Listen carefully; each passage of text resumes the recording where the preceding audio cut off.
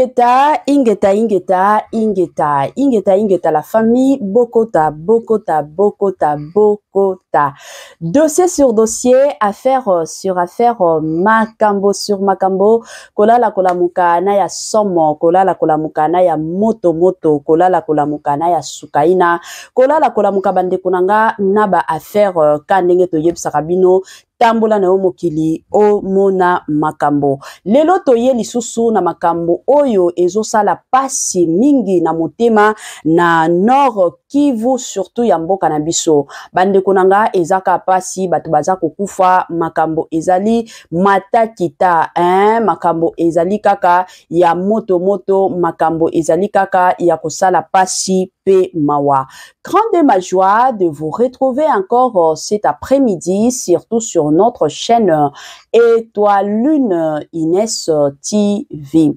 Salut, salut chers Bouchou, salut chers abonnés, salut chers connaissances, salut surtout les amis de Étoile Lune Inès TV. J'espère que vous allez bien. Quant à moi, je suis bien, super bien par la grâce de Dieu. Chers Bouchou, chers abonnés et chers connaissances, lelo toye lisusu na dossier, toye lisusu na makambo oyo ezoleka na Nord Kivu ya mboka na biso bandeko nanga. Na minito to loba na kilelo oyo ka ndenge na osala émission nanga lelo oyo eza moto. Bitumba ya makasi entre le Wazalendo et le M23 na batu ya nanga ba AFC. Biso nyoso toyebi ba AFC eza batu ya Corneille Nanga. Bandeko nanga bitumba ya kosakana te na Nord Kivu. Ebele abatu bakanisa kaka keno kimia esi ekota na Goma, kimia esi ekota, kimia ezate. Mingi eza kaka matin midi soir okoyoka kaka keno yo wana bazobeta ba masase, yo wana kuna babomi 2 personnes, yo wana kuna babomi ba civil 4 personnes. Jour wana kutu na sala na live na yebisa bino keno babomaki ba civil mibale. Bitumba entre ba Wazalendo na ba M23. Bitumba bandeko nanga ya kosakana te na ndenge moko ya somo. Bitumba wana bandeko nanga ezo salema mingi neti ya lelo ezo salema na ville moko ya muke oyo babengaka Bukombo. Nde place bitumba wana ezo salema. Bitumba wana ebanaye ko salema pendant 6 heures du temps. Donc 6 heures du temps penza bazo beta ma bale ndeko beta. Alors, cause bitumba wana eza nini? Parce que toyebi ke ebele abatu bakolinga bayeba eza lisusu nini gouvernement to États-Unis elingi etia kimia entre ba Rwandais na ba Congolais, de l'autre côté gouvernement na bisope et accepta ki ba accord ya bango na ba M23 sikoyo eza lisusu nini? Pourquoi bitumba ezo silate? Pourquoi bitumba ezo continuer toujours matin midi soir? Abana ya kokota na mozindo ya kopesa ba réponse ya makambo nyonso kaka ndenge esengeli ekozala malamu la famille na ya nanu ko sensibiliser bandeko na biso nyonso ya sika. En tout cas, si c'est la toute première fois ya kokota penza na chaîne na biso, chaîne moko kitoko, chaîne ya ba analyse somo, chaîne moko ya ba information bandeko nanga, na osenga na bino bo s'abonner massivement. Ba s'abonaka o eza télévision te eza YouTube. Bo s'abonner na télévision de tokoloba keno na ko s'abonner te, mais na YouTube bo s'abonaka pour que ba vidéo na biso e bandaka ko tambola. Tango bozo s'abonaka pe bo klikaka sur ngonga ya notification. Malama ngonga wana ekozala que à chaque fois que Étoile Inès TV arobando yaka na ba vidéo ya sika ba information ya sika bande konanga bokozala directement et encore informé. S'il vous plaît, botie la kanga ba j'aime. Tango tala ka vidéo tiaka j'aime pour que YouTube a recommandé yo ki information et kozala malamu mutu mosusu pe oyaza pembeni na yo aya koyoka pe information ezala te ke non information kaka ya yo moko kaka oyeba te. Information ezalaka bien mutu nyonso ayeba nini ezoleka, nini ezotambola esalaka toujours kitoko et encore kitoko mingi. Partage mon combat. Ngana ligaka nanga partage bandeko nanga. Voilà. Tango to beta lisolo bande konanga na makambo ezoleka na Nord Kivu ebele deja ya batu bazalaka na ba confusion ya makasi ba mituna ka bango ba wazalendo baza banani parce que ebele batu to yebi kaka ba M23 to yebaka kaka ba AFC mais batu ebele ba yebaka makambo ya ba wazalendo te ba wazalendo baza ba patriotes donc batu oyo batie volonté na bango pona kobunda pona mboka na biso.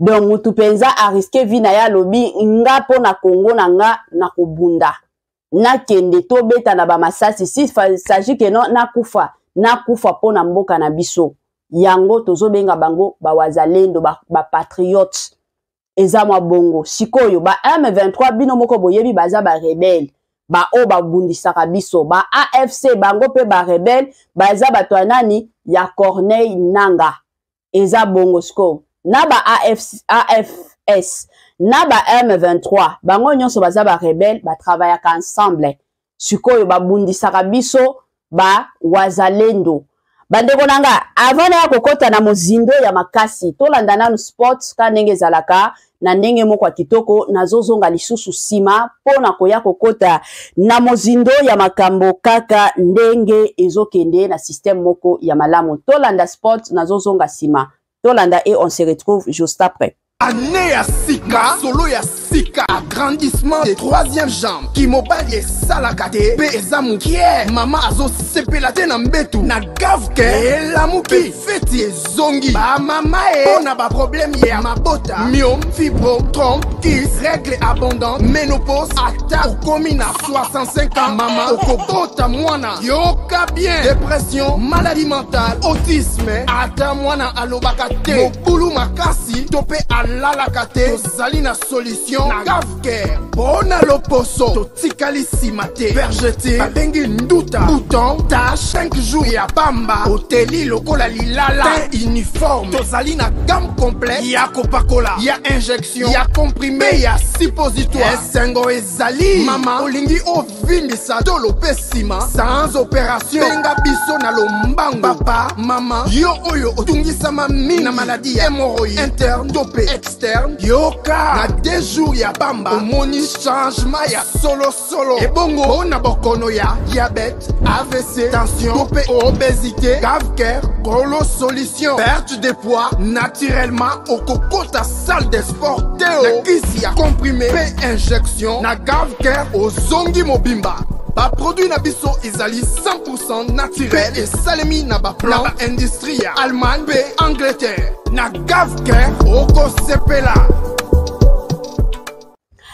La santé n'a pas de prix la famille quand nenge tolobaka toujours et encore battre la santé ce que rebattre la santé na yote du côté a otikala ko battre la santé na yote eza toujours ya mutuya eza toujours ya malamu en tant que mutu koyebaka ndenge nini ya ko battre la santé na yo. Good news, bonne nouvelle, sango ya malamu abari njema Gavker aye na ba solution ya makasi surtout na makambo pe etali makambo mabota parce que to moni lelo ba couple belé ba panzani ba kabwani mwasi na mobali bazo solo la kalisusu te. Pourquoi? Parce que mwasi azoko kakokumba zemite e ko sala mbutu na ba belle famille yango Gavker bande konanga aye na ba solution ya makasi concernant makambo mabota to yebi ke kilelo o yeza na mibali mosusu semasi na bango eza nango makasi te eza pe na basi mosusu moyen akumba zemi eza te incompatibilité ya makasi oyo ezokota na bandako ya mabala bandeko nanga surtout na oyo etali makambo mabota Gavker aye na ba solution ya ba femme porteuse ya kolongola ka maki bati yango na libumu ya mama directement donc ba solution wana eza makasi soki oza na besoin ba renseignement makasi benga ka numéro oyo ezo sala ba défiler na ba bande d'écran na biso et kozala toujours et encore malamu mingi. Voilà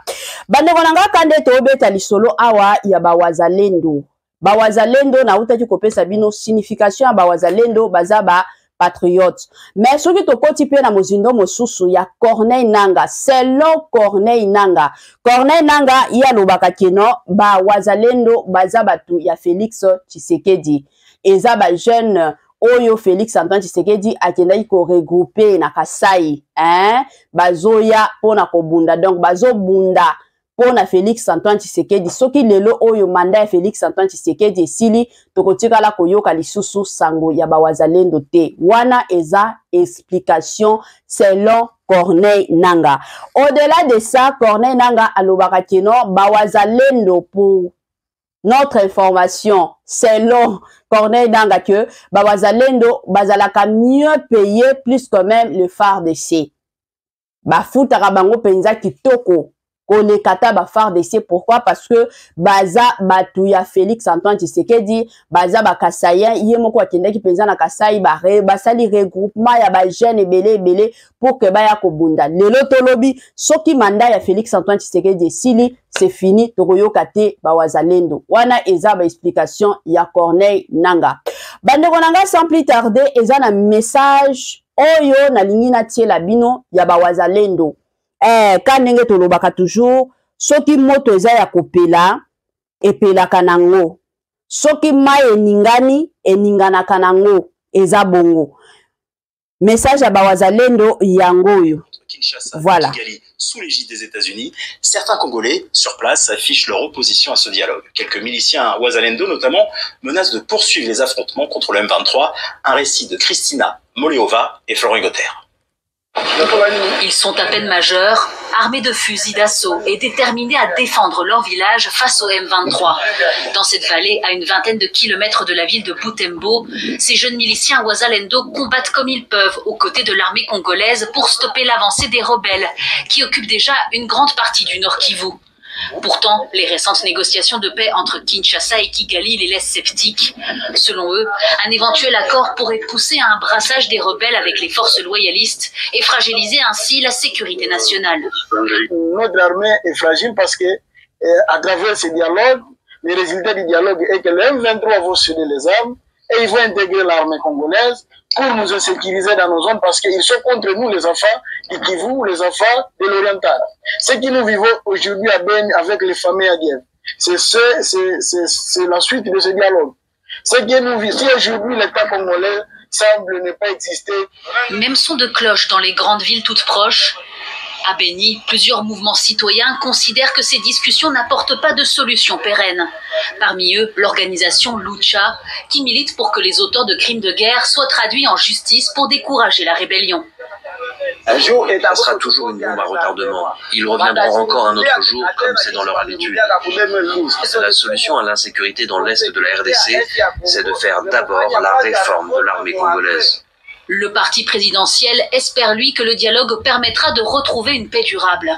Dès lors que le Rwanda va totalement retirer ses troupes de l'armée au Congo, je vous assure, monsieur le journaliste, que tout ce qui se passe là, l'ennemi n'aura plus de force pour continuer avec cette guerre. Nous sommes confiants dans ce processus-là parce que, avec cette grande diplomatie, avec cet appui maintenant de la République du Congo, avec ces isolements du Rwanda, nous sommes convaincus que la justice sera faite. Malgré les négociations facilitées par le Qatar et les États-Unis, les affrontements continuent dans plusieurs provinces du Nord Kivu et du Sud Kivu.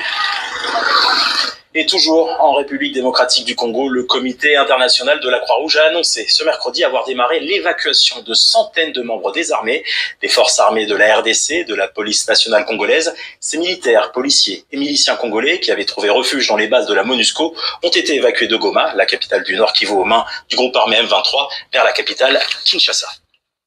Voilà. Nabandi ebele abatu totu kolanda totu koyoka awa ba M23 baza contre ba négociation to ba accord oyo son excellence Félix Antoine Tshisekedi asalaki na ba M23 yango lelo oyo yeko sala que la plupart surtout ya ba congolais bazolo bakeno ba wazalendo oyo lelo oui bien sûr bazomi benga pande to benga bango ba patriote mais bakozalande ba rebelle ya lobby ba Congolais belé bazo banga et surtout koyoka pe message oyo Corneille Nanga lobaki ke ba wazalendo baza batu ya Félix Antoine Tshisekedi donc soki lelo oyo mandat ya Félix Antoine Tshisekedi esili président mosusu akoti c'est fini bango bako continuer ko travailler lisusu te yango ekomi ko bangisa ebele ya ba Congolais bakomi ko mituna ba wazalendo bakozala te ba rebelle ya lobby wana ezaka motuna bandeko nanga kande boyebi ozana ba suggestion na yo ozana mwa ba réponse na yo sur motuna oyo okoki kosalela biso kaka na ba commentaire et kosala biso malamu et encore malamu mingi. Bon s'abonner massivement, bon aimer vidéo, bon commenter, bon partager bandeko nanga wana penza nezalaka kope ya Ezwali Ines TV na système moko ya tokos ya kitoko pe ya malamu. Tokomi na mwa suka partage na biso ya lelo. Permettez-moi surtout de vous dire bye bye bye et à la prochaine. Ciao.